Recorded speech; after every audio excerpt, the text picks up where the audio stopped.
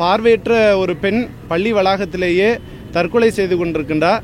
இன்று வரை எந்த ஊடகமும் பெரிய அளவில் அது பேசப்படவில்லை. அந்த குடும்பத்திற்கு எந்த நீதியும் பெற்று தருவதற்காக எந்த ஊடகமும் பெருசா அந்த செய்தியை முன்னெடுக்கவே இல்லை. திருச்சியில் சார், திருச்சி அரசு பார்வையற்றோர் பள்ளி, முதல்வரனுடைய நேரடி கட்டுப்பாட்டில் இருக்கிற ஒரு பள்ளி. இந்த செய்தியை வெளிவரக்கூடாதுன்னு ஒட்டுமொத்த ஊடகமும் சேர்ந்தே பண்ற மாதிரி இருக்கு. ஏன் எந்த அரசியல் கட்சிக்காரங்களும் பேசல? அப்போ மாற்றுத்திறனாளிகள்னா குறிப்பாக பார்வையற்றோர்கள்னா யாரும் எதுவும் கேட்கக்கூடாதுன்னு இருக்கு. அதுவும் பெண் குழந்தை தானே. முதல்வருடைய நேரடி கட்டுப்பாட்டில் இருக்கிற அந்த பள்ளியில தான் ஒரு குழந்தை இறந்திருக்கா.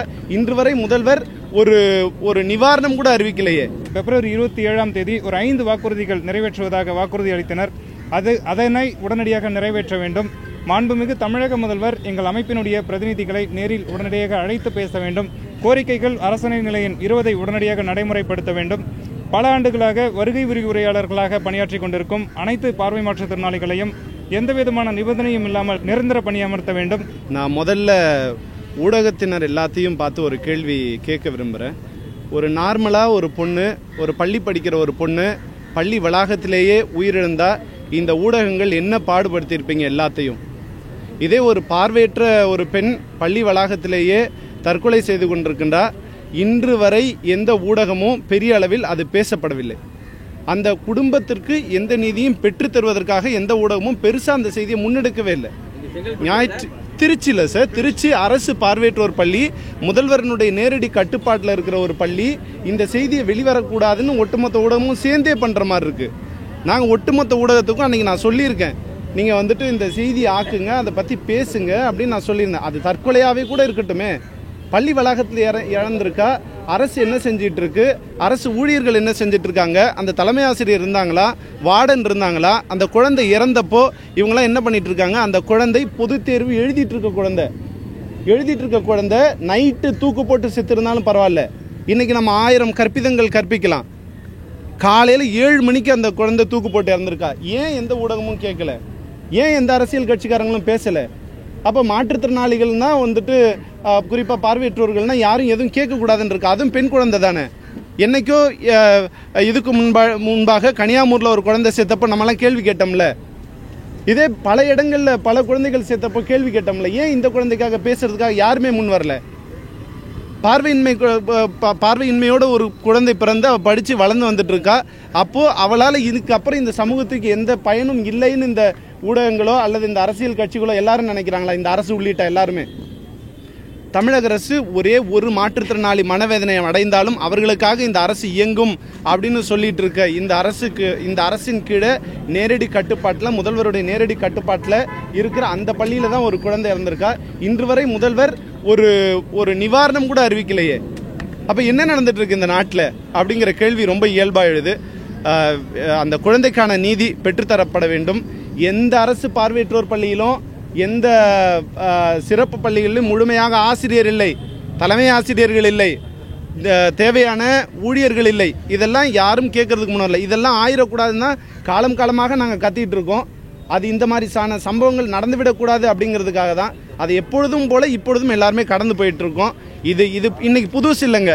2009 இதே மாதிரி ஒரு குழந்தை அதே பள்ளியில் இறந்துருக்கு. அப்பயும் பேசலை, இன்னைக்கும் பேசலை.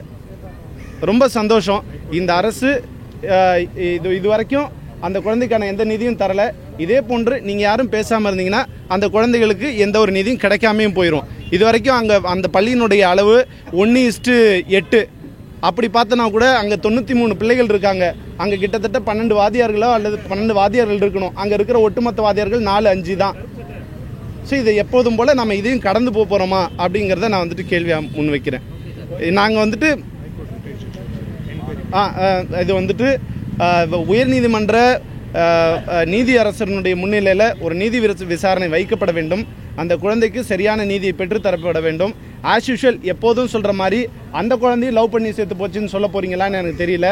அப்படியே இருந்தாலும் அந்த குழந்தைக்கான இந்த சைக்கலாஜிக்கலாக இந்த பொது தேர்வு காலகட்டங்களில் அந்த குழந்தைக்கு அப்படியான உணர்வு. இத்தனைக்கு அந்த பள்ளியில் ஃபோன் வச்சுக்கூடாது. அது ஹாஸ்டல், மாற்றுத்திறனாளிகள் நலத்துறையின் கீழே இருக்கிற ஒரு ஹாஸ்டல். அதில் ஒரு குழந்தை இறந்துச்சு. அது அப்படியே நாம் கடந்து போயிட்டோம். ஒரு நீதி விசாரணை நடத்தப்பட வேண்டும். அந்த குழந்தையினுடைய குடும்பத்திற்கு சரியான நிவாரணம் பெற்று தரப்பட வேண்டும். முதல்வருடைய கட்டுப்பாட்டில் எங்களுக்கு வேலையும் தரல, எங்களுக்கு பாதுகாப்பும் இல்லை. நன்றி. பார்வையற்ற கல்லூரி மாணவர்கள் மற்றும் பட்டதாரிகள் சங்கம் இன்று அடையாள உண்ணாவிரதம், ஒரு நாள் அடையாள உண்ணாவிரதம் மற்றும் கவன ஈர்ப்பு போராட்டத்தை முன்னெடுத்து வருகிறோம். நாங்கள் எந்த அரசினுடைய கொள்கைக்கு எதிராக நாங்கள் எந்த போராட்டத்தையும் முன்னெடுக்கவில்லை. அரசு எங்களுக்கு அளித்த வாக்குறுதிகளை உடனடியாக நிறைவேற்ற வேண்டும். ஏறத்தாழ அரசாணை நிலையம் 20 வெளியிடப்பட்டு 1.5 ஆண்டுகளை கடந்துவிட்டது. மாண்புமிகு தமிழக முதல்வரின் நேரடி கட்டுப்பாட்டில் உள்ள துறை சார்ந்த உயர் அதிகாரிகள், மாற்றுத்திறனாளிகள் நலத்துறையினுடைய உயர் அதிகாரிகள் எங்களுக்கு கடந்த ஆண்டு பிப்ரவரி 27ஆம் தேதி ஒரு 5 வாக்குறுதிகள் நிறைவேற்றுவதாக வாக்குறுதி அளித்தனர். அதனை உடனடியாக நிறைவேற்ற வேண்டும். மாண்புமிகு தமிழக முதல்வர் எங்கள் அமைப்பினுடைய பிரதிநிதிகளை நேரில் உடனடியாக அழைத்து பேச வேண்டும் உள்ளிட்ட நியாயமான கோரிக்கைகளை முன்வைத்து எங்களது பல கட்ட போராட்டங்களை நாங்கள் நடத்தி வருகிறோம். எதிர்வரும் 14ஆம் தேதி தமிழகத்தில் நிதிநிலை அறிக்கை தாக்கல் செய்ய உள்ளனர். எனவே மாண்புமிகு தமிழக முதல்வர் அதற்குள்ளாக எங்களது நியாயமான கோரிக்கைகளை குறித்து உடனடியாக அறிவிப்பு வெளியிட வேண்டும். எங்கள் அமைப்பினுடைய பிரதிநிதிகளை மாண்புமிகு தமிழக முதல்வர் உடனடியாக அழைத்து பேச வேண்டும் அப்படிங்கிறதா கோரிக்கைகள். அரசாணை நிலையின் 20 உடனடியாக நடைமுறைப்படுத்த வேண்டும். பல ஆண்டுகளாக வருகை விரிவுரையாளர்களாக பணியாற்றி கொண்டிருக்கும் அனைத்து பார்வை மாற்றுத்திறனாளிகளையும் எந்தவிதமான நிபந்தனையும் இல்லாமல் நிரந்தர பணியமர்த்த வேண்டும். மேலும் சிறப்பு TNPSC தொகுதி 4ற்கான பணிகள் ஏற்கனவே கண்டறியப்பட்டுள்ளது. அந்த பணியிடங்களை உடனடியாக சிறப்பு தீர்வின் மூலம் பணியமர்த்த வேண்டும். மாணவர்களுக்கு இளங்கலை முதல் முனைவர் பட்டம் வரை பயிலக்கூடிய அனைத்து மாணவர்களுக்கும் மடிக்கணினி வழங்க வேண்டும் உள்ளிட்ட நியாயமான கோரிக்கைகள் தமிழக அரசால் ஏற்கப்பட்டு அரசாணை வெளியிடப்பட்டு ஆண்டுகள் கடக்கதை தவிர எங்களுடைய வாழ்க்கை இதே நிலையில் இருக்கு. அதனால மாண்புமிகு முதல்வர் உடனடியாக எங்களை அழைத்து பேச வேண்டும் அப்படிங்கிற ஒரு பிரதானமான கோரிக்கையை முன் வச்சு இப்போ போராடிட்டு இருக்கோம்.